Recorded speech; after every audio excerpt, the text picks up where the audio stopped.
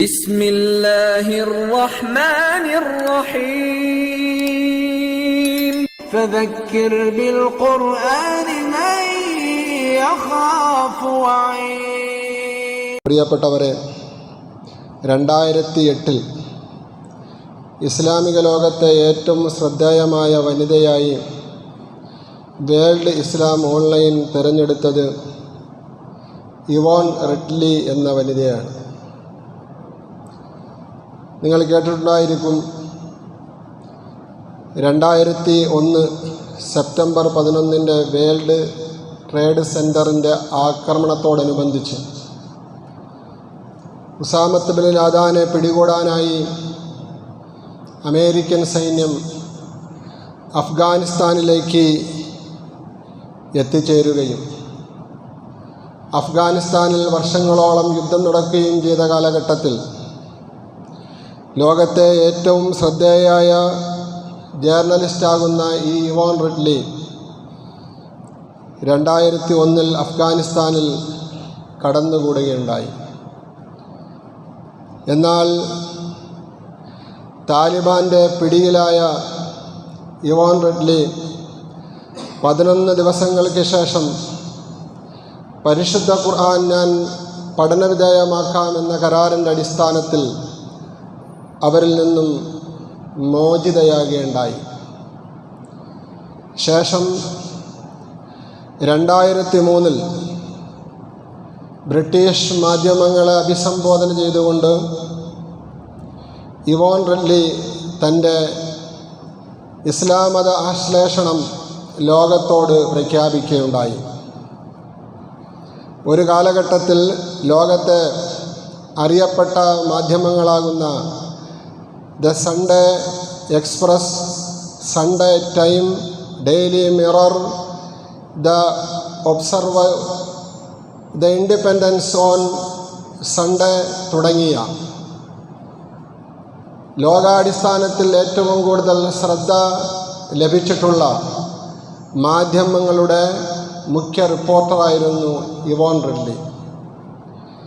ഇവർ ഇസ്ലാം മതം സ്വീകരിച്ചതിന് ശേഷം പിന്നെ ഇവരുടെ വേഷവും അവരുടെ സംസ്കാരവുമെല്ലാം അടിമുടി മാറി എന്നുള്ളതാണ് വസ്തുത.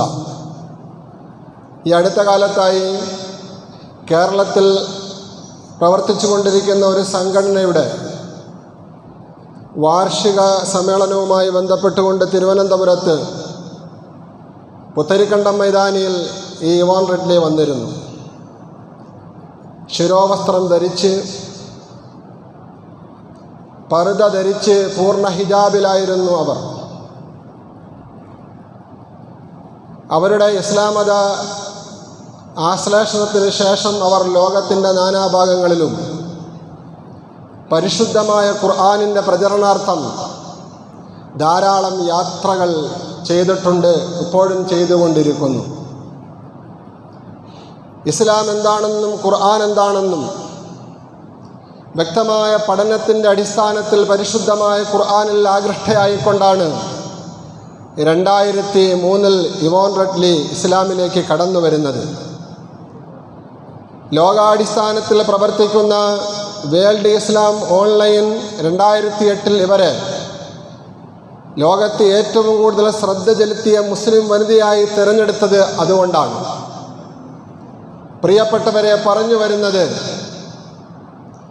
ഇസ്ലാമിനെ മനസ്സിലാക്കിക്കൊണ്ട് ഇസ്ലാമിലേക്ക് കടന്നു വരുന്നവർക്ക് പരിശുദ്ധമായ ഖുർആനിനെ പഠിച്ചു മനസ്സിലാക്കിക്കൊണ്ട് ഖുർആനിൻ്റെ സന്ദേശത്തിൽ ആകൃഷ്ടരായിക്കൊണ്ട് ഇസ്ലാമിലേക്ക് കടന്നു വരുന്നവർക്ക് ഇസ്ലാമിൻ്റെ മൂല്യം എന്താണെന്ന് അറിയാം. അങ്ങനെ അറിഞ്ഞിട്ടുണ്ട്. ഇത് ഇവോൺ റിഡ്ലിയുടെ സംഭവമാണ് എങ്കിൽ നമുക്കേറെ പരിചയമുള്ള നമ്മുടെ കേരളക്കാരിയായ പ്രശസ്ത കവയത്രി ബാലാമണി അമ്മയുടെയും മാതൃഭൂമി മാനേജിംഗ് എഡിറ്ററായിരുന്ന VM നായരുടെയും മകളായി ലോകത്ത് സാഹിത്യരംഗത്ത് ശ്രദ്ധ നേടിയ മാധവിക്കുട്ടി, ഇംഗ്ലീഷ് സാഹിത്യത്തിൽ കമലാദാസ് എന്ന പേരിൽ അറിയപ്പെടുന്ന പ്രഗത്ഭ ആംഗലേയ എഴുത്തുകാരി, അവർ ഇസ്ലാമിലേക്ക് കടന്നു വരികയുണ്ടായി 1999. പരിശുദ്ധ ദീനുൽ ഇസ്ലാം സ്വീകരിച്ചുകൊണ്ട് കമല സുരയ്യ എന്ന പേരിൽ അറിയപ്പെട്ട അവർ, അതിനുശേഷം അവർ ജീവിച്ചിരുന്ന ഒരു 10 വർഷമുണ്ട്. ആ 10 വർഷത്തിൽ അള്ളാഹുവിനെ മനസ്സിൽ കുടിയിരുത്തിക്കൊണ്ട് അള്ളാഹു റബ്ബുൽ ഇസ്സത്തിനോടുള്ള സ്നേഹത്തിൻ്റെ പ്രകടമാകുന്ന ധാരാളം കവിതകൾ അവരിൽ നിന്നും ഇംഗ്ലീഷിലും മലയാളത്തിലും വിരചിതമായിട്ടുണ്ട്. ആ കമല സുരയ്യ 2009 പൂനെയിൽ വെച്ച് മരണപ്പെടുകയും എന്നാൽ അവരുടെ വസിയത്ത് പ്രകാരം തിരുവനന്തപുരത്തെ പാളയം പള്ളിയിലെ ഖബർസ്ഥാനിൽ അടക്കപ്പെടണമെന്ന വസിയത്ത് നിറവേറ്റിക്കൊണ്ട് മക്കൾ പാളയം പള്ളിയുടെ മെഹ്റാബിനെ സാക്ഷിയാക്കിക്കൊണ്ട് ആയിരങ്ങൾ പങ്കെടുത്ത ആ മയ്യിത്ത് നിസ്കാരത്തിൽ അവർക്ക് അവസാനമായ അന്ത്യയാത്ര നൽകിക്കൊണ്ട് അവർ ആഗ്രഹിച്ചതുപോലെ പാളയം പള്ളിയുടെ പരിസരത്തുള്ള ഖബർസ്ഥാനിൽ മൈലാഞ്ചി ചെടിയുടെ ചുവട്ടിലായിട്ട് അവരിപ്പോൾ കഴിഞ്ഞുകൂടുകയാണ്. അവർ ഇസ്ലാം പുളികതിന് ശേഷമുള്ള 10 വർഷം അവരുടെ വേഷം നിങ്ങൾ കണ്ടിട്ടുണ്ടായിരിക്കും. അവരുടെ സംസ്കാരം നിങ്ങൾ മനസ്സിലാക്കിയിട്ടുണ്ടായിരിക്കും. അവരെ പ്രകോപിതയാക്കാൻ പലപ്പോഴും സംഘപരിവാർ ശക്തികൾ ശ്രമിച്ചപ്പോഴൊക്കെയും അവർ ക്ഷമയോടുകൂടി, സഹനത്തോടുകൂടി, അവധാനതയോടുകൂടി അതിനെയൊക്കെ നേരിടുകയും എല്ലാ എതിർപ്പുകളെയും അതിജീവിച്ചുകൊണ്ട് പരിശുദ്ധ ദീനുൽ ഇസ്ലാം പൂർണ്ണാർത്ഥത്തിൽ ഉൾക്കൊണ്ടുകൊണ്ട് ജീവിക്കുകയും ചെയ്തു. പ്രിയപ്പെട്ടവരെ, പറഞ്ഞു വരുന്നത്, ഇസ്ലാമിൽ ജന്മമെടുക്കാൻ ഭാഗ്യമില്ലാതെ മറ്റൊരു മതത്തിൽ ജന്മമെടുത്ത പ്രധാനപ്പെട്ട ലോക ശ്രദ്ധ നേടിയ 2 വനിതകളെക്കുറിച്ചാണ് ഞാൻ നിങ്ങളോട് പറഞ്ഞത്. ഇവർ 2 പേരും പരിശുദ്ധമായ ദീനുൽ ഇസ്ലാമിനെ എല്ലാ അർത്ഥത്തിലും മനസ്സിൽ ആവാഹിച്ചവരായിരുന്നു. അവരുടെ ജീവിതത്തിൻ്റെ സായം സന്ധ്യകളിൽ. ഇവോൺ റെഡ്ലി ഇപ്പോഴും ജീവിച്ചിരിക്കുന്നു ബ്രിട്ടനിൽ. പ്രിയപ്പെട്ടവരെ, അവർക്കൊക്കെ ഇസ്ലാമിൻ്റെ സുന്ദരമായ വസ്ത്രധാരണത്തിൻ്റെ മഹത്വം അറിയാമായിരുന്നു. അത് മറ്റുള്ളവർക്ക് പറഞ്ഞു കൊടുത്തിരുന്നു. ഒരു സ്ത്രീയെ സംബന്ധിച്ചിടത്തോളം അവൾക്ക് ഏറ്റവും കൂടുതൽ പ്രൊട്ടക്ഷൻ നൽകുന്നത് ഇസ്ലാമിൻ്റെ വസ്ത്രധാരണയായിരുന്നു എന്ന് അവർ പലപ്പോഴും പറയാറുണ്ടായിരുന്നു. എന്നാൽ എപ്പോഴും വിവാദമായി കൊണ്ടിരിക്കുന്ന ഒരു വിഷയമാണ് ഇസ്ലാമിലെ ഹിജാബ്. മുസ്ലിം സ്ത്രീയുടെ വസ്ത്രധാരണ എപ്പോഴും അത് വിവാദമായി കൊണ്ടിരിക്കുകയാണ്. 1-2 വർഷങ്ങൾക്ക് മുമ്പ് നമ്മുടെ തൊട്ടടുത്ത സംസ്ഥാനമാകുന്ന കർണാടകയിൽ ചില കോളേജുകളെ കേന്ദ്രീകരിച്ചുകൊണ്ട് മുസ്ലിം പെൺകുട്ടികൾക്ക് ഹിജാബ് ധരിക്കുന്നതിനുള്ള അവകാശം നിഷേധിക്കപ്പെട്ടപ്പോൾ അതുമായി ബന്ധപ്പെട്ടുകൊണ്ടുള്ള കേസും മറ്റു കാര്യങ്ങളുമായിട്ട് കർണാടകയിലെ ഹൈക്കോടതിയിലും ശേഷം സുപ്രീം കോടതിയിലുമൊക്കെ കേസ് പോവുകയുണ്ടായി. പല ജഡ്ജ്മെൻറ്റും ഉണ്ടാകുകയുണ്ടായി. പ്രിയപ്പെട്ടവരെ, ഇപ്പോൾ ഏറ്റവും പുതുതായി നമ്മുടെ കൊച്ചു കേരളത്തിൽ ഹിജാബ് വിവാദം വീണ്ടും തലപൊക്കിയിരിക്കുകയാണ്. 3-4 ദിവസം കൊണ്ട് ചാനലുകളിൽ മുഴുവനും മുസ്ലിം സ്ത്രീയുടെ വസ്ത്രധാരണത്തെ സംബന്ധിച്ചാണ് ചർച്ച. ആ ചർച്ചയിൽ പങ്കെടുക്കുന്ന സംഘപരിവാർ അനുകൂല ശക്തികൾ വന്നിട്ട് ഏറ്റവും വലിയ മതപണ്ഡിതന്മാരായിട്ട് ചമഞ്ഞുകൊണ്ട് ഇസ്ലാമിലെ വസ്ത്രധാരണയെ സംബന്ധിച്ചും ഇസ്ലാമിൻ്റെ അടിസ്ഥാന ആരാധനകളെ സംബന്ധിച്ചും പരിശുദ്ധ ഖുർആനിൻ്റെ സന്ദേശങ്ങളെ സംബന്ധിച്ചുമൊക്കെ അങ്ങ് ചർവണങ്ങൾ നടത്തുകയാണ്. കേൾക്കുമ്പോൾ തോന്നിപ്പോകും, ഇവരൊക്കെ ഭയങ്കരമായി ഇസ്ലാമിനെക്കുറിച്ച് പഠിച്ച് ഇസ്ലാമിനെക്കുറിച്ച് മനസ്സിലാക്കിയിട്ടാണ് വന്നിരുന്നേ സംസാരിക്കുന്നതെന്ന്. കാരണം അത്രത്തോളം മോശമായ രീതിയിലാണ് അവരുടെ തൊള്ളകളിൽ നിന്നും പുറത്തോട്ട് വരുന്ന ഇസ്ലാം വിമർശനം. പ്രിയപ്പെട്ടവരെ, ഈ സന്ദർഭത്തിലാണ് നമ്മുടെ സമുദായത്തിൽ പിറവികൊണ്ട നമ്മുടെ മുസ്ലിം സ്ത്രീകൾ പരിശുദ്ധമായ ഖുർആൻ ആഹ്വാനം നൽകുന്ന, നിർദ്ദേശിക്കുന്ന വസ്ത്രധാരണ രീതി അവരുടെ ജീവിതത്തിൽ പ്രാവർത്തികമാക്കിയിരുന്നുവെങ്കിൽ ഇതുപോലെയുള്ള വിവാദങ്ങൾ ഉണ്ടാകുകയില്ല എന്ന്. ഇപ്പോൾ ഏറ്റവും പുതുതായിട്ട് വിവാദം ഉണ്ടായിരിക്കുന്നത് Kochi Palluruthy saint Rita's public സ്കൂളിലാണ്. അവിടെ 8ാം ക്ലാസ്സിൽ പഠിക്കുന്ന ഒരു വിദ്യാർത്ഥിക്ക് ശിരോവസ്ത്രം ധരിക്കുന്നതിന് അവിടുത്തെ മാനേജ്മെൻറ്റ്, അവിടുത്തെ സ്കൂൾ പ്രിൻസിപ്പാൾ അനുവാദം നിഷേധിച്ചിരിക്കുന്നു. ഓരോ വ്യക്തിയുടെയും ഫണ്ടമെൻ്റൽ റൈറ്റ് എന്ന് അറിയപ്പെടുന്ന ഭരണഘടന നാം ഓരോരുത്തർക്കും നൽകുന്ന അവകാശങ്ങൾ ഹനിക്കപ്പെടുന്നതിൻ്റെ ഭാഗമാണ് ഇത് എന്ന് ചർച്ചകളിൽ പങ്കെടുത്തുകൊണ്ട് പലരും പറയുന്നു. പ്രിയപ്പെട്ടവരെ, അവിടെ തന്നെ നമ്മളൊരു കാര്യം മനസ്സിലാക്കേണ്ടതുണ്ട്. ഒരു കുട്ടിക്കാണ് അല്ലെങ്കിൽ 2 കുട്ടിക്കാണ് ഈ വിഷയത്തിൽ പരാതിയുള്ളത്. 2 കുട്ടികളുടെ രക്ഷകർത്താക്കൾക്കാണ് അവർക്ക് നിർബന്ധമായിട്ടും ധരിക്കേണ്ടുന്ന ശിരോവസ്ത്രമാകുന്ന അവകാശം ഹനിക്കപ്പെട്ടതിൻ്റെ പേരിലുള്ള പ്രതിഷേധമുള്ളത്, പരാതിയുള്ളത്. 150ഓളം കുട്ടികൾ ആ പബ്ലിക് സ്കൂളിൽ പഠിക്കുന്നുണ്ട്. അതിൽ പകുതിയിലധികം, ഈ 150-ൽ പകുതിയിലധികം കുട്ടികൾ മുസ്ലിം പെൺകുട്ടികളാണ്. ആ പെൺകുട്ടികൾക്കൊന്നും ഈ ശിരോവസ്ത്രം ധരിക്കാതെ പോകുന്നതിൽ ഒരു കുഴപ്പവുമില്ല, പരാതിയുമില്ല.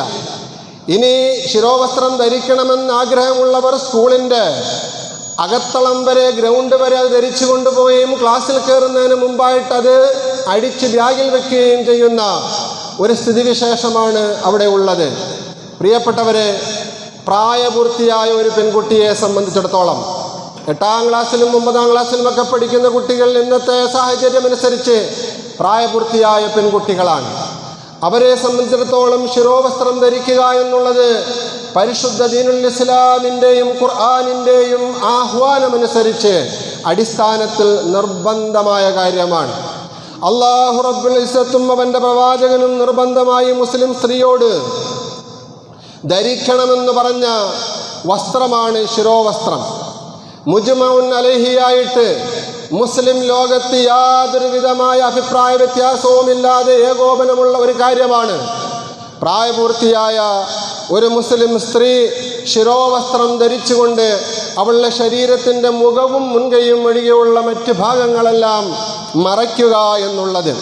അള്ളാഹുവിൻ്റെയും റസൂലിൻ്റെയും ഈ കൽപ്പന നിരസിച്ചാൽ അത് ഗുരുതരമായ കുറ്റമായിട്ട്, തെറ്റായിട്ട് ദീൻ പഠിപ്പിക്കുന്നു. പക്ഷേ നമ്മുടെ മുസ്ലിം സമുദായത്തിലെ സ്ത്രീ സമൂഹം ഈ വിഷയത്തിൽ എത്രത്തോളം ഗൗരവം കാണിക്കുന്നുണ്ട്. അള്ളാഹുവിൻ്റെ നിർദ്ദേശമാണ്, റസൂലുള്ളാഹി സ്വല്ലല്ലാഹു അലൈഹി വസല്ലം നിങ്ങളുടെ നിർദ്ദേശമാണ് അവളുടെ ശരീരം മറ്റുള്ളവർ കാണാതെ, അന്യപുരുഷന്മാർ കാണാതെ മറയ്ക്കുക എന്നുള്ളത്.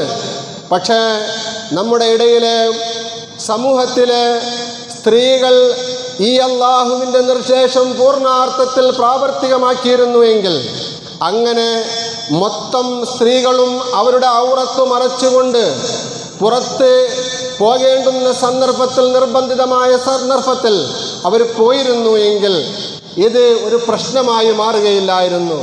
നേരെ മറിച്ച് ചിലർ ധരിക്കുന്നു, ചിലർ ധരിക്കുന്നില്ല.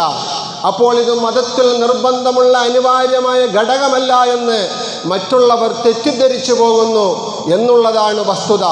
അതുകൊണ്ട് തന്നെ കോടതിയിൽ ഈ വിഷയമെത്തുമ്പോൾ ഫണ്ടമെൻ്റൽ റൈറ്റാണ് എന്ന് വാദിക്കുമ്പോൾ ഇസ്ലാമിലെ മുസ്ലിം സമൂഹത്തിലെ പലരും അത് ഒഴിവാക്കുന്നുണ്ടല്ലോ എന്ന് മറുചോദ്യമുണ്ടാകുന്നു. പ്രിയപ്പെട്ടവരെ, ഇവിടെയാണ് മുസ്ലിം സമുദായത്തിലെ സ്ത്രീകൾ, അതുപോലെ തന്നെ അവരുടെ ഭർത്താക്കന്മാർ അല്ലെങ്കിൽ പെൺകുട്ടികളുടെ പിതാക്കന്മാർ കൃത്യമായിട്ടും വ്യക്തമായിട്ടും മനസ്സിലാക്കേണ്ടത് ഈ വിഷയത്തിൽ അല്ലാഹു റബ്ബുൽ ഇസ്സത്തിൻ്റെ നിർദ്ദേശം എന്താണെന്ന്. പരിശുദ്ധ ഖുർആൻ സൂറത്തുൻ നൂർ 30-ാമത്തെയും 31-ാമത്തെയും ആയത്തിൽ അല്ലാഹു സുബ്ഹാനഹു വ തആല ഈ കാര്യം വ്യക്തമാക്കുന്നുണ്ട്. വഖുല്ലിൽ മുഅ്മിനീന, മുഅ്മിനീങ്ങളാകുന്ന പുരുഷന്മാരോട് അല്ലാഹു നിർദ്ദേശിക്കുകയാണ്, യഗ്ളൂ മിൻ അബ്സാരിഹിം, പരസ്ത്രീ ദർശനത്തെ തൊട്ട് അവരുടെ കണ്ണുകൾ അവർ സൂക്ഷിക്കണം എന്ന്. വയഹ്ഫളൂ ഫുറൂജഹും, അവരുടെ ഗോപ്യമായ അവയവങ്ങൾ, ഗുഹ്യാവയവങ്ങൾ, വ്യഭിചാരം ഉൾപ്പെടെയുള്ള, സ്വവർഗരതി ഉൾപ്പെടെയുള്ള എല്ലാ കുറ്റകൃത്യങ്ങളിൽ നിന്നും ഒഴിവാക്കി സൂക്ഷിക്കണം എന്ന്. ദാലിക അസ്കാലഹും, അതാണ് അവർക്ക് ഏറ്റവും സംസ്കരണത്തിൻ്റെയും സംസ്കാരത്തിൻ്റെയും മാർഗമെന്ന് അല്ലാഹു സുബ്ഹാനഹു വ തആല പഠിപ്പിക്കുന്നു. അഥവാ പുരുഷന്മാരാകുന്ന നമ്മെ സംബന്ധിച്ചിടത്തോളം, മുസ്ലിം പുരുഷന്മാരെ സംബന്ധിച്ചിടത്തോളം അവരുടെ ദൃഷ്ടികൾ, അന്യ സ്ത്രീകളുടെ ശരീരത്തിൽ പതിയുന്നതിനെ തൊട്ട് കാത്തു സൂക്ഷിക്കുക എന്നുള്ളത് അല്ലാഹു റബ്ബുൽ ഇസ്സത്ത് നമുക്ക് നൽകുന്ന നിർബന്ധമായ നിർദ്ദേശമാണ്. അത് നമ്മൾ പാലിക്കുക തന്നെ വേണം. ഇതേ രീതിയിൽ പരിശുദ്ധമായ ഖുർആൻ മുസ്ലിം സമൂഹത്തിലെ സ്ത്രീകളോട് നൽകുന്ന നിർദ്ദേശമാണ്. വഖുല്ലിൽ മുഅ്മിനാത്തി, മുഅ്മിനത്തുകളായ സ്ത്രീകളോട് നബിയെ അങ്ങ് പറയണം, യഗ്ളുദ്ന മിൻ അബ്സാരിഹിന്ന, പരപുരുഷ ദർശനത്തെ തൊട്ട് അവരുടെ കണ്ണുകളെ സൂക്ഷിക്കണമെന്ന്. വയഹ്ഫദ്ന ഫുറൂജഹുന്ന, അവരുടെ ഗുഹ്യാവയവങ്ങളെ തെറ്റുകളിൽ നിന്നും സംരക്ഷിച്ചു നിർത്തണമെന്ന്. വലാ യുബ്ദീന സീനതഹുന്ന ഇല്ലാ മാ ലഹറ മിൻഹാ, വലാ യുബ്ദീന, അവർ വെളിപ്പെടുത്തരുത്, സീനതഹുന്ന, അവരുടെ അഴകിനെ, അവരുടെ അലങ്കാരത്തെ, ഇല്ലാ മാ ലഹറ മിൻഹാ, ആ അലങ്കാരത്തിൽ നിന്നും സ്വയം വെളിപ്പെടുന്നതല്ലാതെ അവർ വെളിവാക്കരുത് എന്ന് അള്ളാഹുവിൻ്റെ വിശുദ്ധമായ ഖുർആൻ. തുടർന്ന് അല്ലാഹു പറയുന്നു, വൽയദ്രിബിന ബിഖുമരിഹിന്ന അലാ ജിയൂബിഹിന്ന, അവർ വസ്ത്രം ധരിക്കുമ്പോൾ അവരുടെ ശിരോവസ്ത്രങ്ങൾ അവരുടെ മാറിടങ്ങളിലേക്ക് അവർ താഴ്ത്തി ഇടണമെന്ന്. അങ്ങനെ അവരുടെ മുഖമൊഴിച്ച് കഴുത്തും അതുപോലെ തന്നെ തലയും അവരുടെ നെഞ്ചിൻ്റെ ഭാഗങ്ങളെല്ലാം പൂർണ്ണാർത്ഥത്തിൽ മറയ്ക്കണമെന്ന്. വലാ യുബ്ദീന സീനതഹുന്ന ഇല്ലാ ലിബുഊലത്തിഹിന്ന, അന്യപുരുഷന്മാർ ആയിട്ടാരെല്ലാം ഉണ്ടോ അവരുടെ അടുക്കലെല്ലാം ഇവർ പ്രത്യക്ഷപ്പെടുമ്പോൾ പ്രത്യേകിച്ച് ഈ നിയമം, ഈ നിബന്ധന പാലിക്കണമെന്ന് അള്ളാഹുവിൻ്റെ വിശുദ്ധമായ ഖുർആൻ.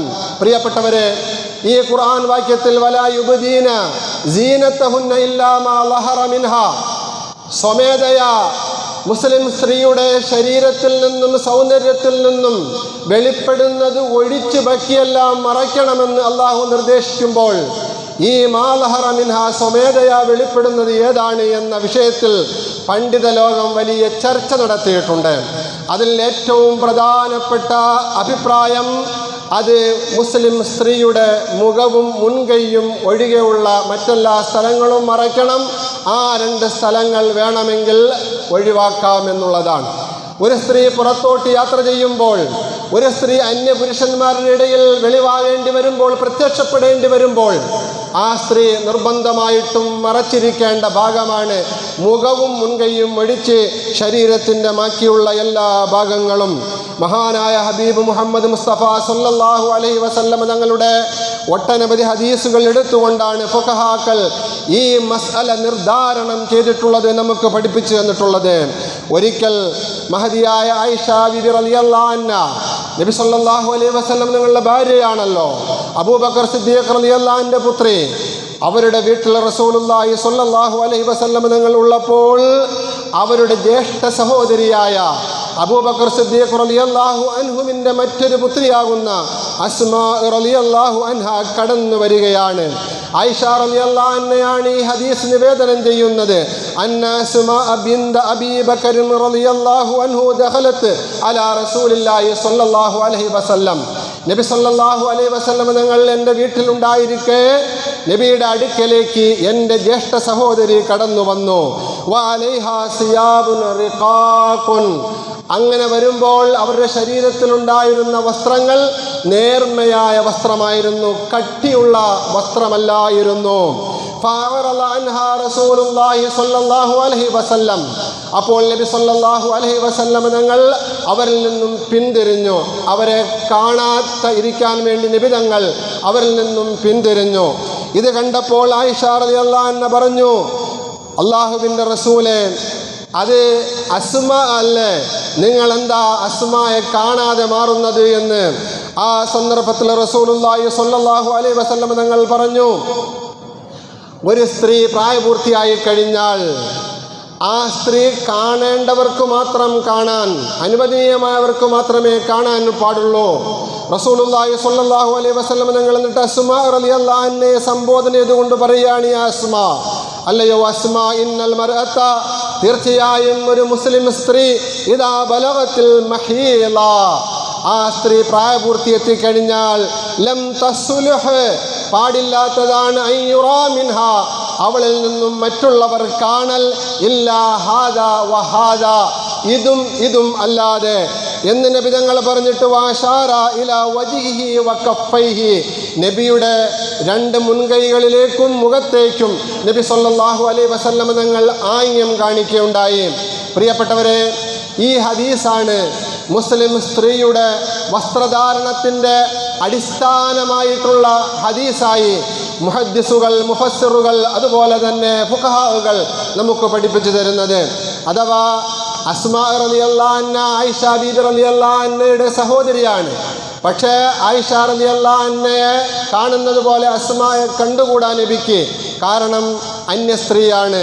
കാരണം ഭാര്യയുടെ ജ്യേഷ്ഠത്തിമാർ, അനിയത്തിമാർ, ഇതൊക്കെ അവരെയൊക്കെ കാണാമെന്നാണ് നമ്മൾ തെറ്റിദ്ധരിച്ചു വച്ചിരിക്കുന്നത്.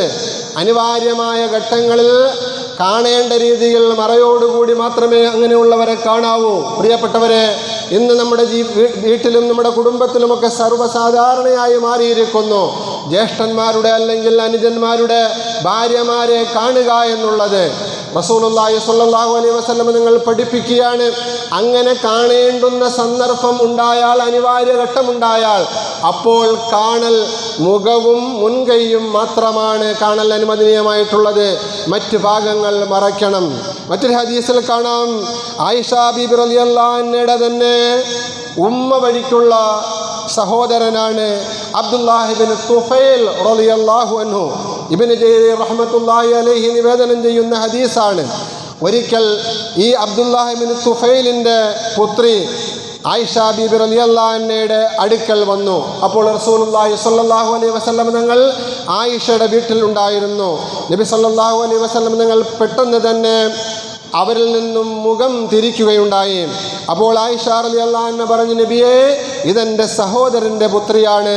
റസൂലുള്ളാഹി സ്വല്ലല്ലാഹു അലൈഹി വസല്ലം തങ്ങൾ അപ്പോൾ പ്രതികരിച്ചു, ആയിഷ, ഇദാ അരിക്കത്തുൽ മർഅത്തു ലം യഹില്ല ലഹാ അൻ തുദ്ഹിറ ഇല്ലാ വജ്ഹഹാ വ ഇല്ലാ മാ ദൂന ഹാദാ. ഒരു സ്ത്രീ പ്രായപൂർത്തിയായി കഴിഞ്ഞാൽ ആ സ്ത്രീയുടെ മുഖവും മുൻകൈയുമല്ലാതെ മറ്റൊന്നും അന്യപുരുഷന്മാരുടെ അടുക്കൽ വെളിപ്പെടുത്തൽ അവൾക്ക് അനുവദനീയമല്ല, ഹലാലല്ല എന്ന് മഹാനായ പ്രവാചക പ്രഭു മുഹമ്മദ് മുസ്തഫ സല്ലല്ലാഹു അലൈഹി വസല്ലം തങ്ങൾ വ്യക്തമാക്കിയുണ്ടായി. പ്രിയപ്പെട്ട സഹോദരങ്ങളെ, ഈ ഹദീസിൻ്റെയും പരിശുദ്ധമായ ഖുർആൻ വാക്യത്തിൻ്റെയും ഒക്കെ അടിസ്ഥാനത്തിൽ ഒരു സ്ത്രീക്ക് അന്യരായ ആൾക്കാരെ സംബന്ധിച്ചിടത്തോളം അഥവാ അന്യപുരുഷന്മാരുടെ അടുക്കൽ പ്രത്യക്ഷപ്പെടുമ്പോൾ വെളിവാകേണ്ടുന്ന സാഹചര്യവും സന്ദർഭവും ഉണ്ടാകുമ്പോൾ ആ സന്ദർഭത്തിൽ മുഖവും മുൻകൈയും ഒഴിച്ച് ശരീരത്തിൻ്റെ മുഴുവൻ ഭാഗങ്ങളും മറച്ചുകൊണ്ട് മാത്രമേ പ്രത്യക്ഷപ്പെടാവൂ. അത് സ്കൂളിൽ പോകുമ്പോഴാണെങ്കിലും, ഹോസ്പിറ്റലിൽ പോകുമ്പോഴാണെങ്കിലും, അത്യാവശ്യത്തിന് മാർക്കറ്റിൽ പോകുമ്പോഴാണെങ്കിലും, മറ്റ് ജോലിക്ക് പോകുമ്പോഴാണെങ്കിലും, എപ്പോഴാണെങ്കിലും ഇതാണ് പരിശുദ്ധമായ ദീനിൻ്റെ നിയമം, പരിശുദ്ധമായ ഖുർആനിൻ്റെ ആഹ്വാനം.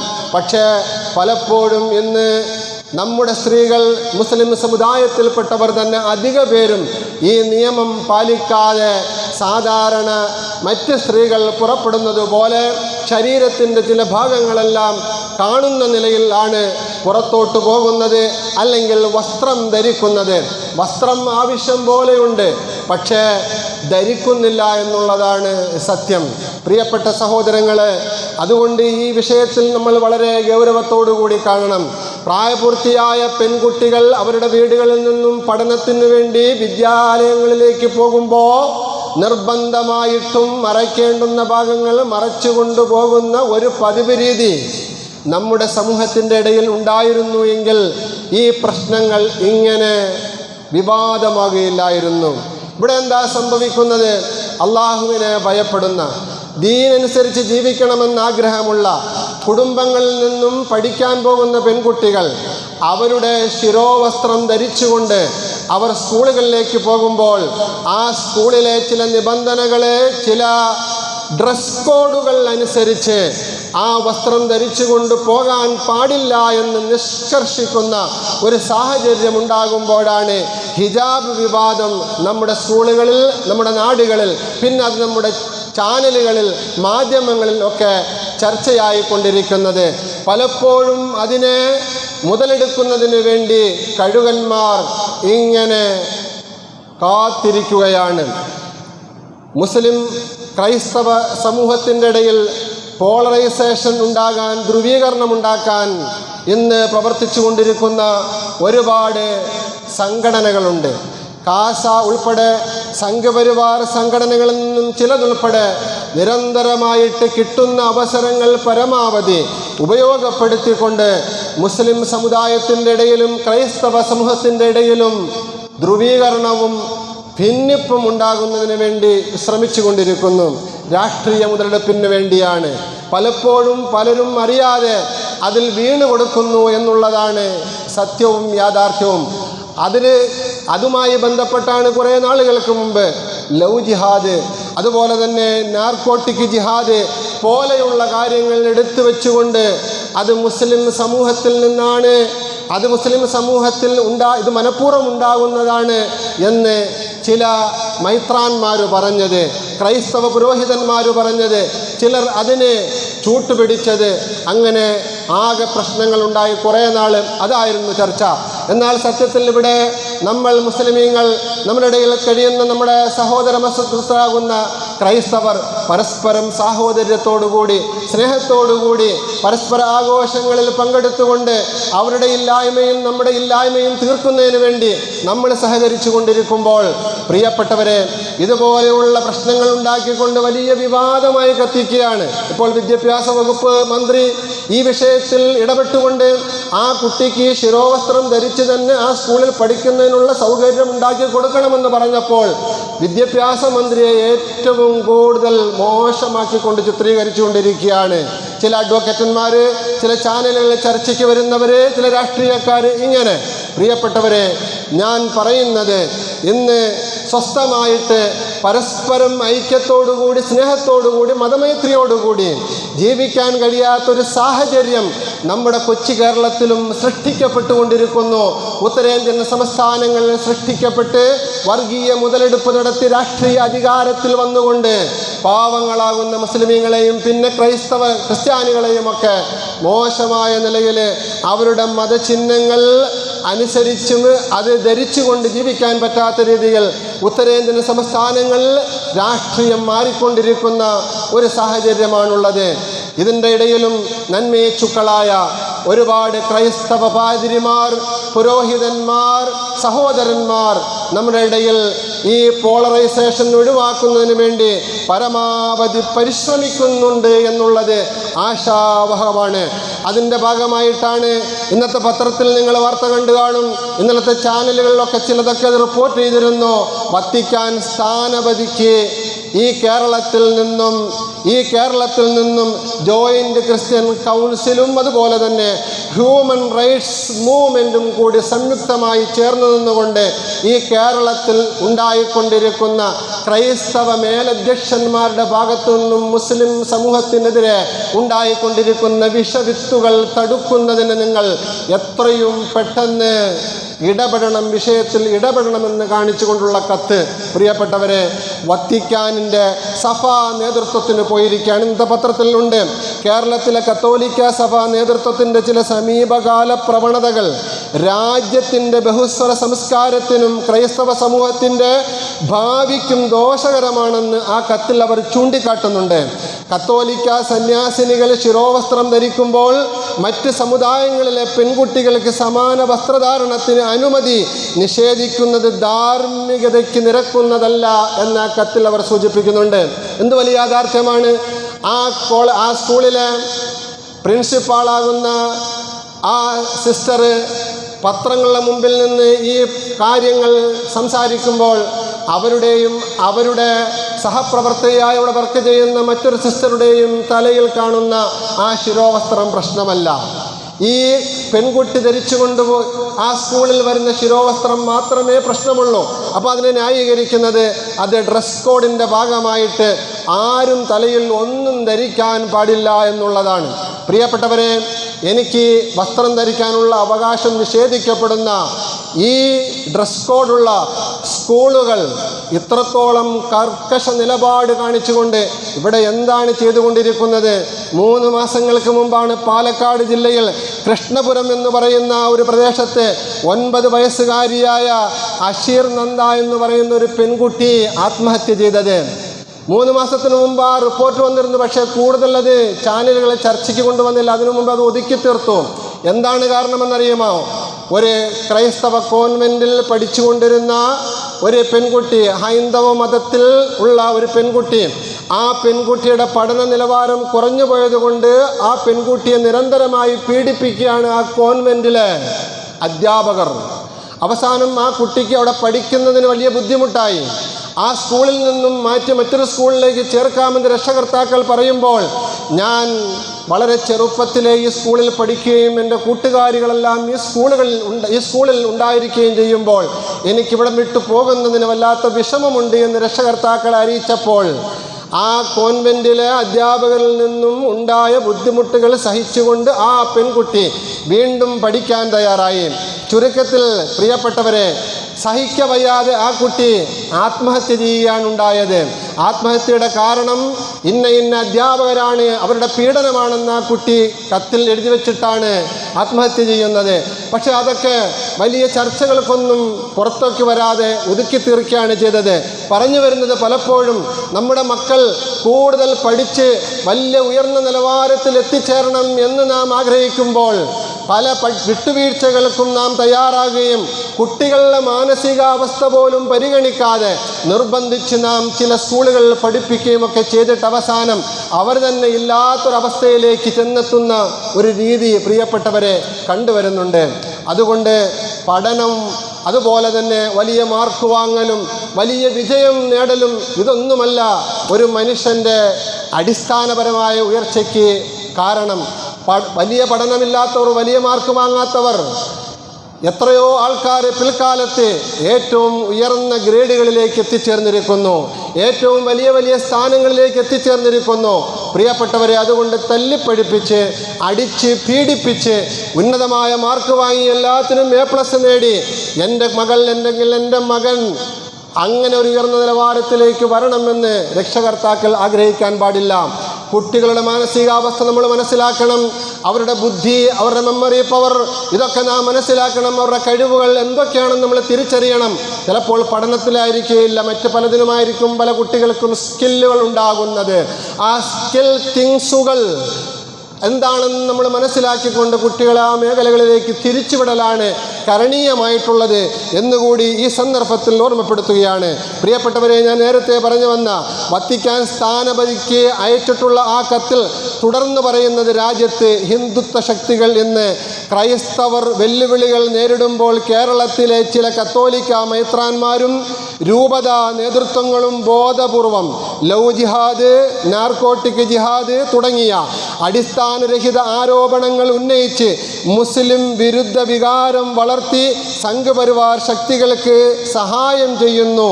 മെത്രാന്മാരുടെ വിഭാഗീയ പ്രവർത്തനങ്ങളെ തടയിടാൻ ദേശീയ മെത്രാൻ സഭ ഇടപെടണമെന്ന് ഞങ്ങൾ അഭ്യർത്ഥിക്കുന്നു. ഇതാണ് ആ കത്തിൻ്റെ ഉള്ളടക്കം. ഇതൊരു ഭാഗത്ത് നടക്കുന്നു. അതോടൊപ്പം തന്നെ ചില പുരോഹിതന്മാർ പത്രങ്ങളുടെ മുമ്പിൽ വന്നുകൊണ്ട് ആരുടെയും ധാർമ്മിക അവകാശങ്ങൾ നിഷേധിക്കാൻ പാടില്ല എന്ന് പറഞ്ഞ് ഇതുപോലെയുള്ള വിഷയങ്ങളിൽ മുസ്ലിം സമുദായത്തിലെ പെൺകുട്ടികൾക്ക് ശിരോവസ്ത്രം ധരിച്ചുകൊണ്ട് സ്കൂളിൽ വരാനുള്ള അവസരം ഉണ്ടാക്കണമെന്നും അവകാശപ്പെടുന്നുണ്ട്, അഭ്യർത്ഥിക്കുന്നുണ്ട്. പത്രങ്ങളുടെ മുമ്പിൽ മാധ്യമങ്ങളുടെ മുമ്പിൽ വന്ന് അവരുടെ കാര്യങ്ങൾ വെളിപ്പെടുത്തുന്നുമുണ്ട്. പറഞ്ഞു വരുന്നത്, ആകെ കുഴപ്പമുണ്ടാക്കാൻ ശ്രമിക്കുമ്പോഴും പരസ്പരം ഐക്യവും സ്നേഹവും ഉണ്ടാക്കാൻ പരമാവധി ശ്രമിച്ചുകൊണ്ടിരിക്കുന്നവരും നമ്മുടെ ഇടയിലുണ്ട്. അതുകൊണ്ട് പ്രിയപ്പെട്ടവരെ, ഈ ചാനൽ ചർച്ചകളും മറ്റു കാര്യങ്ങളുമൊക്കെ ഉണ്ടാകുമ്പോൾ നാം ഓരോരുത്തരും പരിശുദ്ധമായ ഖുർആൻ എന്താണ് പറയുന്നത്, ഖുർആനിൽ എന്താണുള്ളത്. ഈ കഴിഞ്ഞ ദിവസം വന്ന് ചാനൽ ചർച്ച നടത്തിയ ഒരു ചാനലിൽ ചർച്ചയിൽ എനിക്ക് കാണാൻ അവസരം കിട്ടിയപ്പോൾ ശ്രീജിത്ത് പണിക്കർ എന്ന് പറഞ്ഞ് എപ്പോഴും ചാനലിൽ ചർച്ച ചെയ്തുകൊണ്ട് സംഘപരിവാറിൻ്റെ ആശയം കൂടുതൽ വിളമ്പുന്ന ഒരു ചാനൽ ചർച്ചയിൽ പങ്കെടുക്കുന്ന ഒരാളുണ്ട്. അദ്ദേഹം ഇസ്ലാമിലെ അനിവാര്യമായ ഘടകങ്ങൾ വെറും 5 മാത്രമേ ഉള്ളൂ ഇസ്ലാം കാര്യങ്ങളെന്ന് പറഞ്ഞിട്ട് അങ്ങ് വിശദീകരിക്കുകയാണ്. പരിശുദ്ധമായ ഖുർആനിൻ്റെ മറ്റു നിർദ്ദേശങ്ങൾ, 100 കണക്കിനുള്ള നിർദ്ദേശങ്ങൾ, ഇതൊന്നും ഒരു മുസ്ലിം പാലിക്കാൻ ബാധ്യസ്ഥനല്ല, അനിവാര്യ ഘടകങ്ങളല്ല. ആകെ ഈ ഇസ്ലാം കാര്യങ്ങൾ 5 മാത്രമേ അനിവാര്യമായ ഘടകങ്ങളുള്ളൂ എന്ന നിലയിൽ ഒരു 10-15 മിനിറ്റ് അങ്ങ് സംസാരിക്കുകയാണ്. ഇതാണ് അവസ്ഥ. എന്ന് പറഞ്ഞാൽ പണ്ടൊക്കെ അമുസ്ലിം സമുദായങ്ങളുടെ അല്ലെങ്കിൽ മുസ്ലിം സമുദായങ്ങളുടെ അടിസ്ഥാനപരമായ നിയമങ്ങളിലേക്ക് ചർച്ചകളിൽ പങ്കെടുക്കുന്നവർ കയറുമ്പോൾ കുറച്ച് സൂക്ഷ്മതയൊക്കെ ഉണ്ടായിരുന്നു. ആ സൂക്ഷ്മതയൊന്നുമില്ലാത്ത രീതിയിൽ നിന്ന് കിട്ടുന്ന അവസരങ്ങൾ വെച്ച് തട്ടുകയാണ്. പിന്നെ പ്രത്യേകിച്ച് ആരിഫ് ഹുസൈൻ, ലിയാഖത്ത് അലി ഖാൻ, ജാമിദ ടീച്ചർ, ജബ്ബാർ ഇതുപോലെയുള്ള എക്സ് മുസ്ലിമീങ്ങളെയാണ് ഇവരെല്ലാവരും ഉസ്താദന്മാരായി കണ്ടുകൊണ്ട് അവരുടെ ആശയങ്ങളാണ് പലപ്പോഴും അവർ പങ്കുവയ്ക്കുന്നത്. പ്രിയപ്പെട്ടവരെ, ഇങ്ങനെ ആകെ ഇസ്ലാം വിമർശിക്കപ്പെട്ടുകൊണ്ടിരിക്കുന്ന സ്ഥാനത്തും അസ്ഥാനത്തും, ഖുർആൻ സ്ഥാനത്തും അസ്ഥാനത്തും, മുഹമ്മദ് മുസ്തഫ സല്ലല്ലാഹു അലൈഹി വസല്ലം തങ്ങൾ സ്ഥാനത്തും അസ്ഥാനത്തും വിമർശിക്കപ്പെട്ടുകൊണ്ടിരിക്കുന്ന ഒരു പുതിയ കാലഘട്ടത്തിലാണ് നാം ജീവിച്ചു കൊണ്ടിരിക്കുന്നത്. നാം ഓരോരുത്തരും ഖുർആനിൽ അറിവുള്ളവരും ബോധമുള്ളവരുമാകണം. മുഹമ്മദ് മുസ്തഫ സല്ലല്ലാഹു അലൈഹി വസല്ലം തങ്ങളുടെ ജീവിതം എന്താണെന്ന് നമ്മൾ കൃത്യമായിട്ടും പഠിക്കണം. ഇന്നലത്തെ ചാനൽ ചർച്ചയിൽ ആരിഫ് ഹുസൈൻ എന്ന് പറയുന്ന എക്സ് മുസ്ലിം വന്നുകൊണ്ട് മുഹമ്മദ് മുസ്തഫ സല്ലല്ലാഹു അലൈഹി വസല്ലം തങ്ങളെക്കുറിച്ച് പറയുന്നത് കേട്ടാൽ പ്രിയപ്പെട്ടവരെ, ഒരു മുസ്ലിമിനും സഹിക്കാൻ കഴിയാത്ത രീതിയിലാണ് ഈ ഹിജാബുമായിട്ട് ബന്ധപ്പെട്ട ചർച്ച. അള്ളാഹുവിൻ്റെ റസൂൽ മുഹമ്മദ് മുസ്തഫ സല്ലല്ലാഹു അലൈഹി വസല്ലം തങ്ങളെയും അവിടുത്തെ ഭാര്യമാരാകുന്ന ഉമ്മഹാത്തുൽ മുഅ്മിനീങ്ങളെയും ഒക്കെ അധിക്ഷേപിച്ചുകൊണ്ട്, പറയാൻ പോലും കൊള്ളാത്ത രീതിയിലുള്ള വാക്കുകൾ ഉപയോഗിച്ചുകൊണ്ട് വിമർശിച്ചുകൊണ്ടിരിക്കുന്നത്. ഈ സന്ദർഭത്തിൽ എല്ലാ അർത്ഥത്തിലും പ്രിയപ്പെട്ടവരെ, അള്ളാഹുവിൻ്റെ റസൂലിനെ നാം മനസ്സിലാക്കേണ്ടുന്ന രീതിയിൽ മനസ്സിലാക്കി. ഖുർആൻ അള്ളാഹുവിൻ്റെ കലാമാണ്. അത് എന്നാണോ ഹിറാ ഗുഹയെ ശബ്ദം ഗിരിതമാക്കിക്കൊണ്ട് അവതീർണമായത് അന്നു മുതൽ ഇന്നു വരെ കോടാനുകോടി മനുഷ്യരുടെ നന്മയിലേക്കുള്ള വഴികാട്ടിയായിട്ട് പരിവർത്തനത്തിൻ്റെ ഗ്രന്ഥമായി മാറിയ അള്ളാഹുവിൻ്റെ വചനങ്ങളാണ്. എന്നും വെസ്റ്റേൺ കൺട്രികളിൽ ഫാസ്റ്റ് ബ്രെയിൻ ഉടമയാളാകുന്ന ചിന്തകന്മാർ, ശാസ്ത്രജ്ഞന്മാർ, ഡോക്ടർമാർ, അതുപോലെ വിവിധ മേഖലകളിൽ സ്വാധീനം ചെലുത്തിയിട്ടുള്ള ബുദ്ധിരാക്ഷസന്മാർ കൂടുതലായിട്ട് പരിശുദ്ധമായ ഖുർആനിൽ ആകൃഷ്ടരായിക്കൊണ്ടാണ് ഇസ്ലാമിലേക്ക് കടന്നു വരുന്നത് എന്നാണ് ഓർമ്മപ്പെടുത്താനുള്ളത്.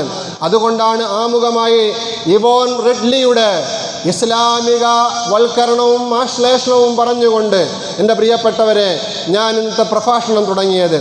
ഇതുപോലെയുള്ളവരെ മനസ്സിലാക്കാനും ഖുർആൻ പഠിക്കാനുമൊക്കെ ഈ സന്ദർഭങ്ങൾ പരമാവധി നാം ഉപയോഗപ്പെടുത്തിക്കൊണ്ട് വർത്തമാനകാല സാഹചര്യത്തിൽ ഇസ്ലാമിനെതിരെ വരുന്ന കൂരമ്പുകളെ തടുക്കാനും എതിർക്കാനുമുള്ള ബോധമുള്ളവരായി, അറിവുള്ളവരായി മാറണമെന്നും അഭ്യർത്ഥിച്ചുകൊണ്ട് അവസാനിപ്പിക്കുകയാണ്.